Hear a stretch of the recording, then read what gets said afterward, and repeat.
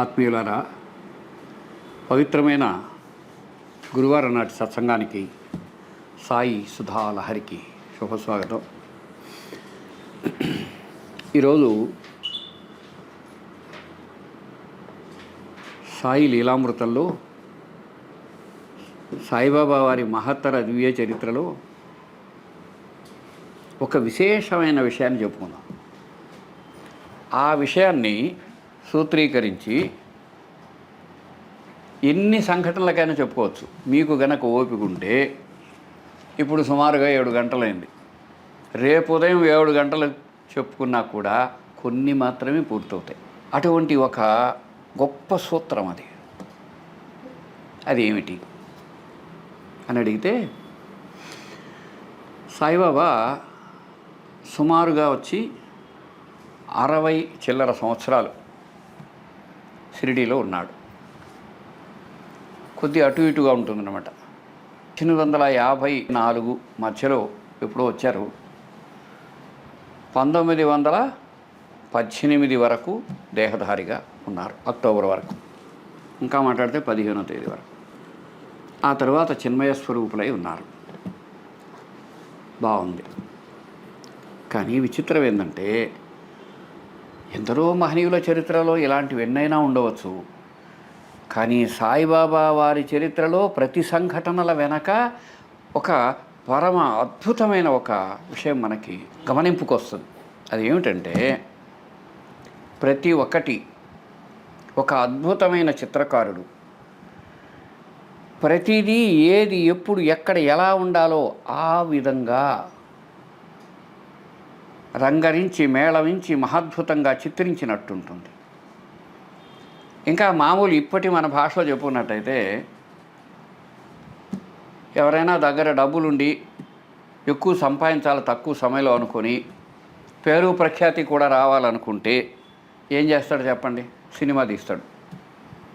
ఆ సినిమా తీయడానికి అనేక మందిని సమకూర్చుకుంటారు. అందులో ఏమిటి? ఒక డైరెక్టరు, ఒక కథ, ఆ కథకు ఒక స్క్రీన్ ప్లే ఉంటుంది. ఆ స్క్రీన్ ప్లే లాంటిది ఒక అద్భుతమైనటువంటి స్క్రీన్ ప్లే రైటర్, సృష్టికర్త స్క్రీన్ ప్లే రాస్తే ఎలా ఉంటుందో అట్లా ఉంటుంది బాబా చరిత్ర.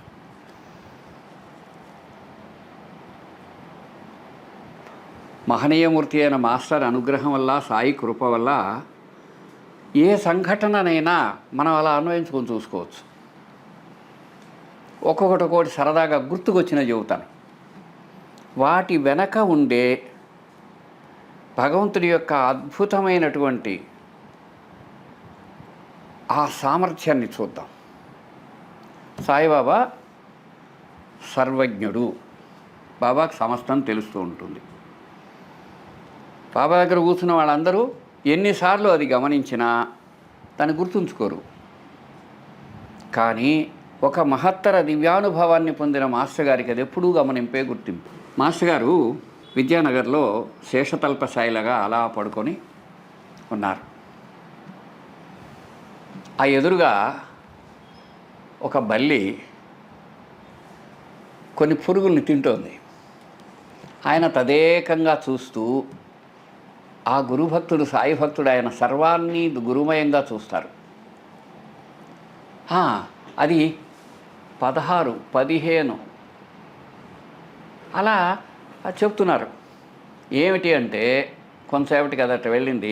మాస్టర్ గారు అన్నారు, ఏమి చేసినా ఏమి చూసినా అన్ని సమయాలలో ప్రహ్లాదుడు నారాయణుణ్ణే స్మరిస్తాడు, ఆ పరంగానే బతుకుతాడు అని ఏ విధంగా భాగవతం చెబుతుందో, అక్కడ శేషతల్పసాయిలాగా పడుకున్న సాయి యొక్క పాదాల చెంత విశ్రమిస్తున్న మాస్టర్ గారు ఏం చెప్పారో చూడండి. అని ఏమన్నారంటే, చూడు, అది ఎన్ని పురుగులు మింగింది, చిన్న బల్లెది. అది చూస్తే బాగా సాగిపోయి దాని కడుపులో ఉండే పురుగులు కనిపిస్తున్నాయి, అంత తినేసింది అనమాట. అది మరిన్ని దొరికేదానికి. అప్పుడు అన్నాడు మాస్టర్ గారు, అంటున్నారు, అది ఒక్కసారి ఆహారం దొరికినప్పుడు తినేసి మళ్ళీ దొరకనప్పటికీ ఉపయోగించుకుంటూ ఉంటుంది. అటువంటి జీవులను చూసి సాధకులైన వారు ఆహారం ఉన్నప్పుడు తినేసి అది లేనప్పుడు ఆ శక్తితో దాన్ని వినియోగించుకొని సాధన చేస్తారు. ఇలాంటి వాళ్ళు మనకు హిమాలయాల్లో కనిపిస్తారు అని చెప్పారు. మిలారెప్ప అలాంటి వారు ఆహారం దొరికినప్పుడు తిని, లేనప్పుడు ఆహారం విషయం పక్కన పెట్టి సాధననే ప్రధానంగా తలుచుకున్న సాధకుల్ని ఆయన తలుచుకున్నారు. అలాగే షిరిడీలో సాయి సాన్నిధ్యంలో ఒకరోజు ఒక బల్లి కూసింది. మామూలుగా మన ప్రాంతంలో ఉంది కదా, బల్లి టికిటికి అన్నదనుకో, అదేమి శకునము. మనకు వెనక పెద్దవాళ్ళ శిక్ష అని ఒక పుస్తకం ఉండేది. దానిలోనూ చాలా పుస్తకాల్లో బల్లి పడే శకునాల గురించిన శాస్త్రాలు ఉండేవి. అది బల్లి కూస్తే, బల్లి పడితే ఇలా ఆ కంపరం వల్లనో దేని వల్లనో అలా అనుకొని ఉంటారేమో. సరే, అప్పుడేమైంది, బల్లి కూసింది. బాబా అదేమి శకునము అన్నాడు అక్కడుండే భక్తుడు. సర్వజ్ఞుడైన సాయి అన్నారు, అందులో శకునమే ఉన్నది. ఔరంగాబాద్ నుంచి తన సోదరి వస్తోందని అది సంతోషిస్తోంది. ఒకే ఒక్క మాట సర్వజ్ఞత్వానికి నిరూపణ. పూజ్యులు భరద్వాజ మాస్టర్ గారి వివరణ మనకు ఎంత సానుకూలంగా ఉంటుందో చూడండి. ఇతడు గమనిస్తూ ఉన్నాడు. బాబా ఏమన్నారు, ఔరంగాబాద్ నుంచి తన సోదరి వస్తుందని. మరి దానికి ఎలా తెలుసు? పశువులకు, పక్షులకు, వీటన్నిటికీ సూక్ష్మతరంగా చుట్టూ విస్తరించే ఉండేటువంటి సంభవాల గురించి తెలుస్తుందని శాస్త్రం. ఉదాహరణకి గాలివాన రాబోయేటప్పుడు, ఏదైనా ఉత్పాతాలు రాబోయేటప్పుడు పశువులు, పక్షులు, చుట్టూ క్రిమికీటకాదులు కూడా విశేషంగా స్పందిస్తాయని చెబుతారు. సునామీ రాబోయే ముందు ఆ ప్రాంతంలో కూడా జరిగిందని ఎన్నో మనం విన్నాంగా. అట్లా వాటికి ఒక ఇంట్యూషన్, సహజ జ్ఞానం ఉంటుందన్నమాట. ఆ ఇంట్యూషన్ దానికి ఉన్నదని సాయికి తెలిస్తే కానీ కుదరదు. అప్పుడు కొంచెంసేపటికి ఆ భక్తుడు చూస్తున్నాడు. ఒక మనిషి వచ్చాడు, బాగా అలిసిపోయి వచ్చాడు, ఎంతో దూరం నుంచి వచ్చినట్టు వచ్చాడు. అక్కడ మరాఠీ వాళ్ళు తలపాగా, పెద్ద 7 మూరల తలపాగా చుట్టుకుంటారు. ఆ తలపాగా తీసి, బాగా కష్టంగా ఉండుంటుందిగా, అది విడమర్చి మెడలో వేసుకొని ఒక్క సెకండ్ ఆగి వెంటనే అతను గుర్రం మీద వచ్చాడు. ఆ గుర్రం మీ వెనక భాగంలో ఒక సంచి ఉంది. ఆ సంచిలో ఒక బుట్ట ఉంది. మెల్లగా వచ్చి ఆ సంచి ఇలా ఇప్పగానే, ఆ బుట్ట ఇలా తీయగానే అందులోంచి ఒక అంత బలిపిల్ల ఎగిరి దూకి వచ్చి ద్వారకామాయిలోకి వచ్చి సాయిబాబా వెనకపోయి మెల్లగా పైకి వెళ్ళి ఆ మొదట ఉండే బలిపిల్ల దాని ముక్కు దీని ముక్కు ఇలా అంటించుకొని సంతోషంగా పైకి వెళ్ళాయి. ఇది సంఘటన. అతను అందులో ఉండే ఉలవలు తీసి ఆ బుట్టలో పోసి ఆ గుర్రానికి పెట్టాడు. ఈ వ్యక్తి లేచిపోయి, ఎవరైతే ఏమి శకునం బాబా అన్నాడో అతను, ఏమయ్యా నువ్వు ఎక్కడి నుంచి వచ్చావు? అయ్యా నేను ఔరంగాబాద్ నుంచి వస్తున్నా అన్నాడు. ఆశ్చర్యపోయడం అతని వంతైంది. సరే, అలా చూస్తున్నాడు అతను. మాస్టర్ గారు వ్యాఖ్యానిస్తున్నారు, సాయిబాబా చెప్పిన ఆ చిన్న బల్లి విషయం నిరూపణ కావాలంటే, ఆయన ఎంతటి సర్వజ్ఞమూర్తి కావాలంటే, ఔరంగాబాద్ నుంచి ఒక భక్తుడు వస్తున్నాడని తెలియాలి, ఆ భక్తుడు గుర్రం మీద వస్తున్నాడని తెలియాలి, అతడి గుర్రం వెనక ఉండేటువంటి సంచిలో ఉలవలే ఉండాలి, అందులో బల్లి ఉండాలి. ఆ బలిని ఆ సమయానికే అతడు తీసి దానికి పెట్టాలని తోచాలి. అప్పుడు అది వెనక్కి మాత్రమే రావాలి. వీటిలో ఏ ఒక్కటి జరగకపోయినా సాయి సర్వజ్ఞతలో ఎక్కడో తేడా ఉండేది. అది ఉండదు. బాబా అక్కడ ఉన్నంత కాలంలో ఒక్క రోజు కూడా ఏది తప్పలేదు. అంటే అంత అద్భుతమైనటువంటి రచనా నైపుణ్యం కలిగిన రీతిలో ప్రతి సంఘటన ఉంటుంది. భరద్వాజ మాస్టర్ గారు తాను భావన చేసి మనందరికీ పంచుకున్న గొప్ప అంశాలు అందులో ఎన్నో ఉన్నాయి. ఇది ఒకటి. అన్నిటికంటే ముందు ఒక విచిత్రమైనది ఉంది. 1918 అక్టోబర్లో బాబా దేహం విడిస్తే అంత కొన్ని సంవత్సరాల ముందు ఒకసారి బాబాకు బాగా తీవ్రంగా బాగలేకుండా వచ్చింది. ఆయనకు ఉపసం వచ్చేది. అది చూస్తే బాధగా ఉండేది. అప్పుడు భక్తులందరూ అనుకున్నారు, ఈ ఈ నానాసాహెబ్ చందోర్కరు ఇట్లా భక్తులు ఉన్నారు కదా, వీళ్ళందరూ సమావేశమై ఒకవేళ బాబా గనక దేహం విడిచేస్తే, ఆయన నిరంతర అగ్నిహోత్రి, ఉండేది మసీదులో, దానికేమో ద్వారకామాయి, నారాయణ నారాయణ అంటాడు, అల్లా మాలిక్ అంటాడు. ఆయనకి ఇప్పుడు ఆయన దేహం విడిస్తే ఏం చేయాలి? ఈ సద్బ్రాహ్మణుడు లక్షలాది మందిని శుభ్రమార్గంలో నడిపించవచ్చాను అంటాడు, అల్లా అచ్చా కరేగా, అల్లా భలా కరేగా అంటాడు. ఎవడైనా ఒక వేదం తెలిసిన వాడు వస్తే వేదం చదివిస్తాడు. ప్రతిరోజు 4 సార్లు హైందవ వైష్ణవ ధర్మంలో హారతులు జరుగుతాయి. అదేవిధంగా వచ్చి ఒకవైపు ఎవరైనా వచ్చి నేను అదిగో ఈ ముస్లిం ప్రార్థన చదువుకుంటానంటే వద్దనడు. ఆయన ఒక అర్థం కాని ఒక ప్రవల్లిక, ఒక పజిల్. అందుకని వాళ్ళందరూ కలిసి ఏం చేశారంటే, బాబా దేహం ఇడిస్తే ఆయన ఏం చేయాలో ఆయన అడిగితే పోలే అనుకొని, ఎవరు అడగాల పోయి, బాబా మీరు పోతే మేమేం చేయాలని? సాయి సర్వజ్ఞులు, అటువంటి అవకాశం ఎవరికి ఇవ్వరు. ఆయన ఏం చేశారంటే, వెంటనే ఒక మనిషిని పంపించి వాళ్ళని పిలుచుకోరమ్మన్నారు. వాళ్ళు ఎక్కడ దీక్షిత్ వాడాలోనో ఎక్కడో కూర్చుని సమావేశం అవ్వకుంటే అక్కడ పంపించారు. వాళ్ళని తీసుకురా, ఎవరినైతే వాళ్ళు లీడర్గా ఎన్నుకున్నారో అతన్ని పిలిచారు. నానా వచ్చాడు. నానా, మీరు అనవసరంగా మీ తలలు బద్దలు కొట్టుకోవద్దు, ఇప్పుడు నేను వెళ్ళబోవటం లేదు. ఎప్పుడు ఎక్కడ ఏమి జరగాలో అప్పుడు అక్కడ అది అలాగే జరుగుతుంది. అది భగవంతుడి నిర్ణయం. కాబట్టి ఈ విషయం గురించి మీరు తలలు బద్దలు కొట్టుకోవద్దు అన్నారు. ఇక్కడ వినాలండి, సాయి భక్తులు అనుకునే మనమందరం మహాశ్రద్ధగా వినాల. సర్వజ్ఞమూర్తి అయిన సాయి కాలపు పూర్వాపరాలన్నీ చూస్తూ చెప్పిన మాట అది. సర్వజ్ఞుడు, సర్వమయుడు, బోధనాదక్షుడు, ప్రేమస్వరూపి, సర్వజ్ఞమూర్తే కాదు ఆయన, అంత విశేషమైనటువంటి అన్ని దైవ పరిజ్ఞానాలు కలిగిన ఆ సమర్థ సద్గురు శ్రేష్ఠుడు ఆ మాట అన్నాడు. అయిన తర్వాత ఏమైంది? సరిగ్గా సాయి దేహం విడిచిన దాకా ఎవ్వరేం పట్టించుకోలేదు. మళ్ళీ ఇప్పుడు ఆ పని చేయలే వాళ్ళు. ఏం జరిగింది? వెళ్ళే ముందు చెప్పారు, చిట్ట ఉత్తమ సాధువు ఏం చేయాలి? దానం. 9 రూపాయలు లక్ష్మీబాయి షిండేకి ఇచ్చారు. చివరి క్షణం దాకా భక్తులందరినీ భోజనానికి వెళ్ళమన్నాడు. అందరినీ పంపించారు. అయిపోయిన తర్వాత అక్కడ 4-5 తనతో ఉన్నారు. నాకు ఇక్కడ బాగుండలేదు, మనం రాతిమేడకు దగ్దివాడకు వెళదాం, అక్కడ మనందరం ఆలింగనం చేసుకుంటూ పరస్పరం సంతోషంగా ఉందాం, మనం అక్కడికి వెళదాం, నన్ను అక్కడికి తీసుకెళ్ళండి అని స్పష్టంగా చెప్పారు. ఎక్కడైతే తన దివ్య హస్తాలతో ఒక మురళీధరుడి దేవాలయాన్ని ప్రారంభించారో, తను స్వయంగా ప్రారంభించారు దాన్ని, అక్కడ మురళీధరుడి పాదపీఠం కూడా పూర్తయింది. కానీ మురళీధరుడి విగ్రహం మాత్రం అవల. ఏ కారణంగాను సమస్తం పూర్తయింది, ఒక్కటే అవల.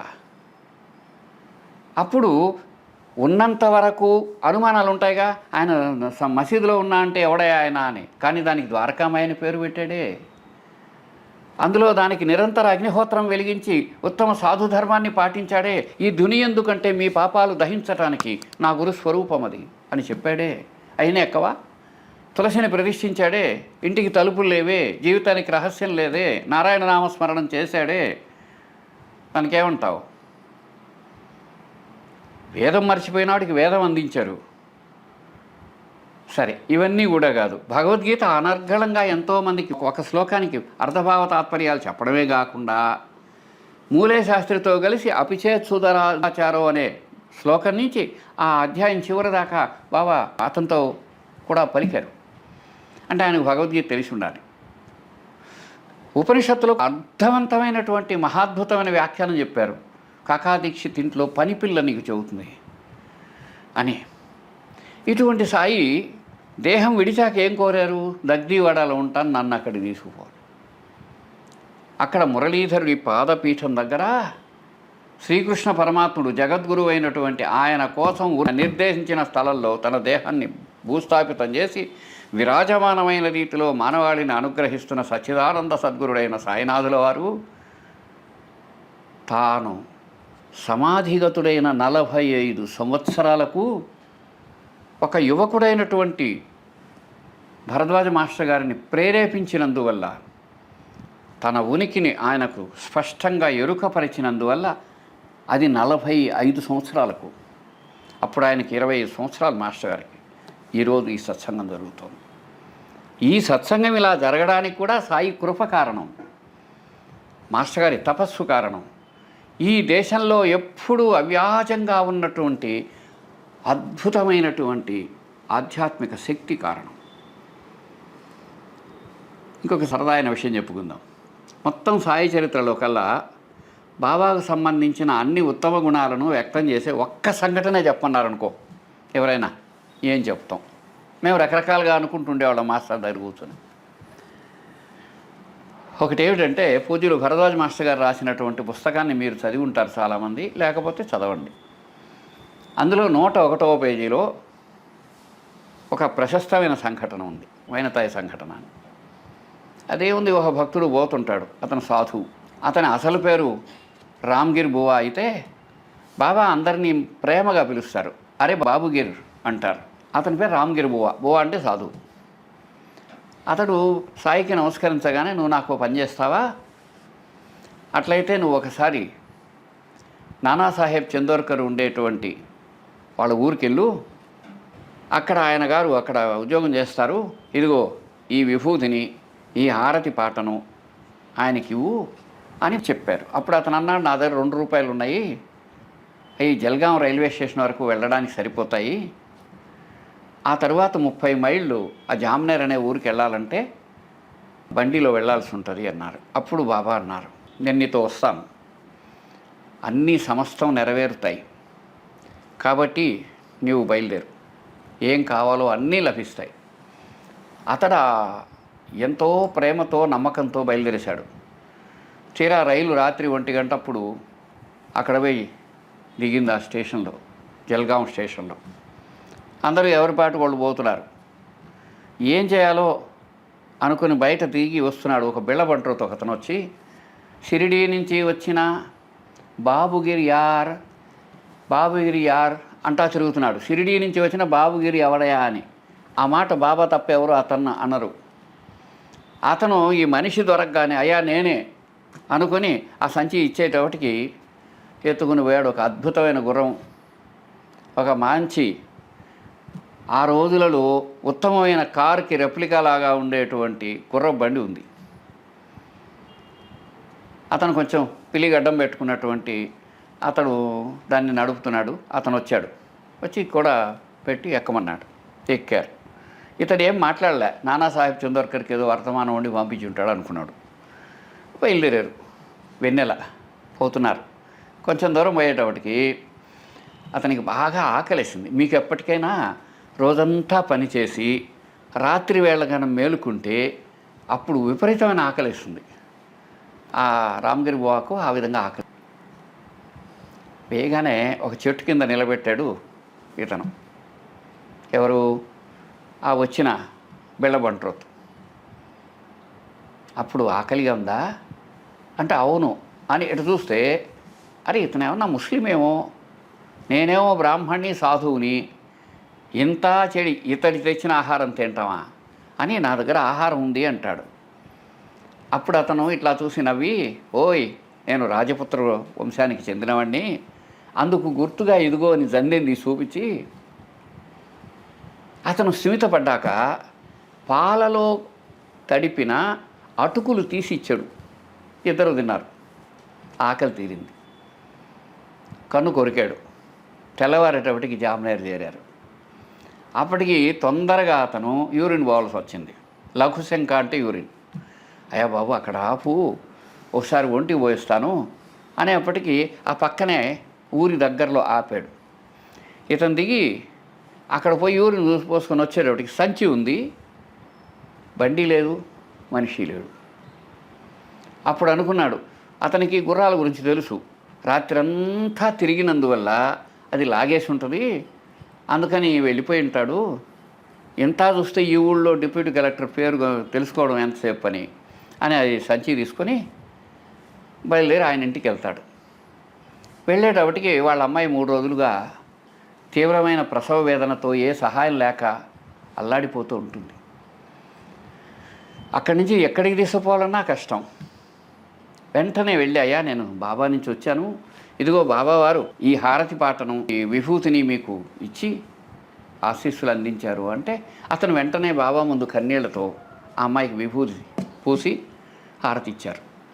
అంతే, సుఖప్రసవమైంది, మగబిడ్డ పుట్టాడు. అప్పుడు అతను నానాసాహెబ్ చందోర్కర్ చెప్పలేనంత గొప్ప భావంతో అప్పుడు అన్నాడు, సోదరా నువ్వు ఏ విధంగా వచ్చావు అంటే, మీరు గనక ఆ బండి పంపించకపోతే లేట్ అయిపోయేదండి. బండా నేనా, అసలు నువ్వు వస్తుందని నాకు తెలియదు, నేను ఎలా పంపిస్తాను. అప్పుడు అతనికి గుర్తొచ్చింది, ఏమిటి, ఆ రైల్వే స్టేషన్లో బాబా పిలిచినట్టు రామ్గిర్ అని కాదు, షిరిడీ నుంచి వచ్చిన బాబుగిరి యార్ అన్నాడు ఆ బిళ్ళబంట్రోత్. సరే అన్నీ సమకూరుస్తాయి, నువ్వు బయలుదేరు, అన్నీ సమకూరుస్తాను అని చెప్పారు. అప్పుడు అతనికి కన్నీళ్ళు వస్తా అర్థమైంది, బాబా తన భక్తుని కాపాడటానికి గుర్రం కాగలడు, బండి కాగలడు, అటుకులు కాగలడు, అజ్ఞానాన్ని హరించగలడు. ఎందుకు లోపల వచ్చిన అనుమానాన్ని తీర్చి నేను రాజపుత్రునిరా ఇలా ఉంటాను గడ్డం పెట్టుకోవటం నా ఉద్దేశం అని అతని లోపల ఉండే శంకను బాపగలడు. ఆ విధంగా భక్తుడు ఎప్పుడు ఎక్కడ ఉన్నా కోరక, నిజంగా అయితే అప్పుడు నానాసాహెబ్ చందోర్కర్ బాబానేమి జ్ఞాపకం చేసుకున్నట్టు చెప్పలేదు. కానీ సాయి యొక్క దృష్టిలోంచి ఏ భక్తుడు పక్కకు పోలేడు, ఆ అనుగ్రహ దృష్టిలోనే ఉంటాడు అనేందుకు ఇది రుజువు. సాయి చరిత్రలో ఒకే ఒక సంఘటన చెప్తాం. ఆ సంఘటన ఏమిటి అంటే ఈ మైనతాయి సంఘటన చెబుతారు. అంటే బాబా సర్వజ్ఞుడు అవ్వాలి, అంతటా తానున్న సర్వమయుడు అవ్వాలి, అంతేగాక సర్వవ్యాపకుడు అవ్వాలి, బోధనాదక్షుడు అవ్వాలి, ప్రేమస్వరూపి కావాలి. ఇవన్నీ 5 భగవన్ లక్షణాలు ఉంటే తప్ప ఇది కుదరదు. అటువంటి సచ్చిదానంద సద్గురుడైన సాయి యొక్క మహత్తత్వాన్ని వ్యక్తం చేసే మహాద్భుత దివ్యలీల ఇది. ఆ విధంగా సాయి చరిత్ర మొత్తం ఒక అద్భుతమైన మహాశిల్పి ఏ మయుడిలాగో ఒక పరమాద్భుతమైన రీతిలో దాని వెనక ఒక సూత్రబద్ధమైన రీతిలో ఉంటుంది. ఆ అద్భుతమైన ధర్మం, ఆ అద్భుతమైన గురుకృప, దానికి సర్వ నిదర్శనంగా ఉండేటువంటి ఆ దివ్య చరిత్రకు నమస్కరిస్తూ సత్సంగం ఎప్పటికీ కొనసాగుతుంది. ప్రస్తుతానికి సెలవు. నమస్కారం.